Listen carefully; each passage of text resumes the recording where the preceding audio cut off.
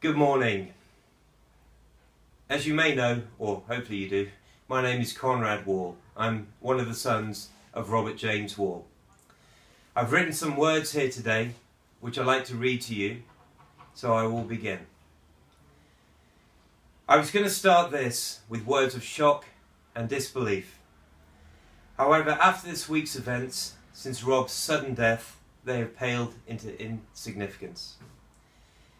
The reason you are either reading this today or listening to this recorded message is because the force of nature made its presence to stop us being with you and Rob today, to say farewell. Just like a force of nature, Robert James Wall, or Bob, as you may have known him, was the same. He lived life his own way, always with a presence, and like nature, has left a lasting legacy. If you're a friend here today, or son, or grieving wife, or brother, you will know about Rob and his fun, positive outlook on life. He would always be there to help you and was passionate about his job and colleagues. His intensity, a word I borrowed from Lito, his friend and colleague, to describe my father in business, was unique. He was passionate about his job, life, and he had energy. Initially, we moved to Jakarta with Rob in 1984. Turning up at Halim Airport, back in those days as a skinny 10-year-old with my father and mother, it was a day to remember. After moving from a quiet life in Bocholt, Germany, to this bustling new world of energy. We arrived there to be met by a representative from PT Guna, which got the day wrong of our arrival.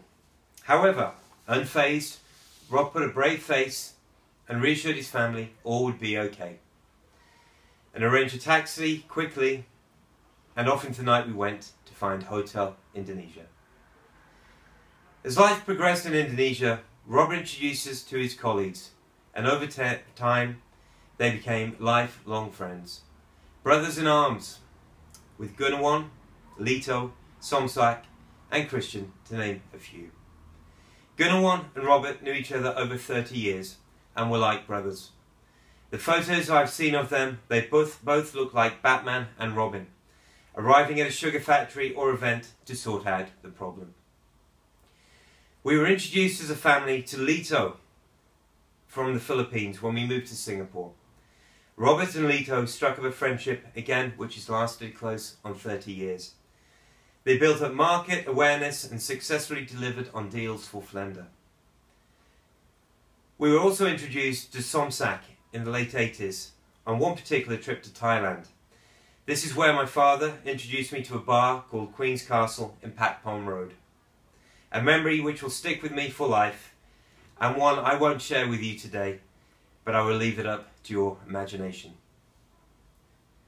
Christian, another friend and colleague of my father, Robert, also spoke about him when I caught up with Christian earlier this week. He had some very kind words also to say about my father. He used the word mentor, which I think you will agree is a lovely thing to say about my father, with his ability to share his knowledge and experience. As time moves on and life evolves, and after building up the agent network for Flender in the 80s and the 90s, Robert and his first wife parted company after 27 years. They knew each other from childhood and shared some great memories, climbing in Switzerland, motorbike trips in Europe, sailing, just to name a few. Over time, they were able to remain friends.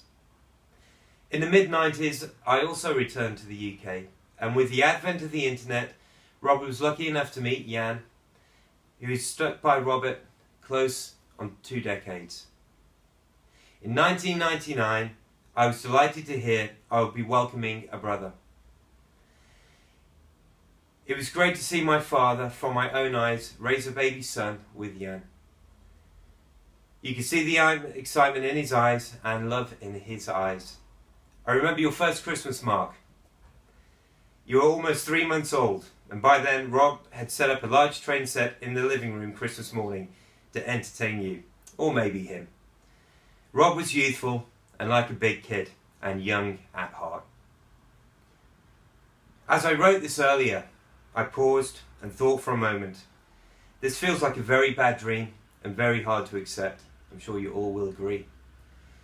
There is so much about Rob, and with him leaving our lives so early and unexpected, a lot of unanswered questions about his life. And what I will say in this 5-minute speech cannot sum up his life. You all have your own individual memories of this man, and I'm sure you will cherish those memories.